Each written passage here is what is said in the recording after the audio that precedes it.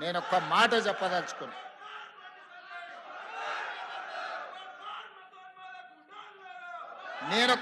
చెప్పదలుచుకున్నా. మళ్ళొక్కసారి మీరు మీ పార్టీ గద్దరన్నకు వ్యతిరేకంగా గద్దరన్న గౌరవాన్ని కించపరిచేటట్టు మాట్లాడితే మీ పార్టీ ఆఫీసు ఉన్న ప్రాంతానికి గద్దరన్న పేరు పెడతా. నీ పార్టీ కార్యాలయం అడ్రస్ రాసుకోవాలంటే గద్దరన్న గల్లీ అని రాసుకునేటట్టు చేస్తా బిడ్డ మిమ్మల్ని. మీరు అనుకోవచ్చు ఏం చేస్తాడు ముఖ్యమంత్రి, అవార్డులు మా దగ్గర ఉన్నాయి కదా, పద్మభూషణ్ పద్మశ్రీ ఇచ్చేది మేం కదా అనుకుంటున్నావు. కానీ నీ పార్టీ ఆఫీసు గద్దరన్న రాష్ట్రంలో ఉంది, ఆ సంగతి మర్చిపోవద్దు.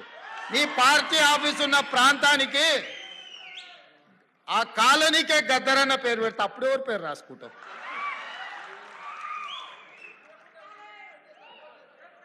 ప్రతిదానికి మా దగ్గర మందుంది స్వామి.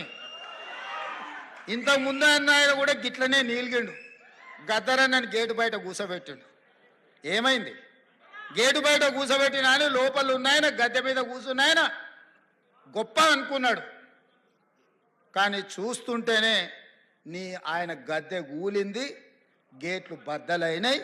గద్దరన్న వారసులు లోపలుండ్రు.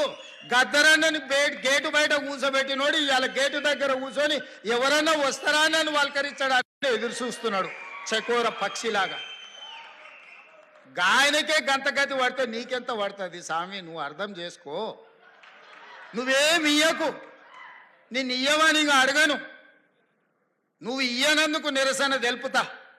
ఎట్లయితే గద్దరన్నని గేటు బయట కూర్చోబెట్టినోనికి పట్టిన గతి ఉందో వచ్చే ఎన్నికల్లో నీకు గదే గతి పడుతుంది. ఓట్ల విప్లవం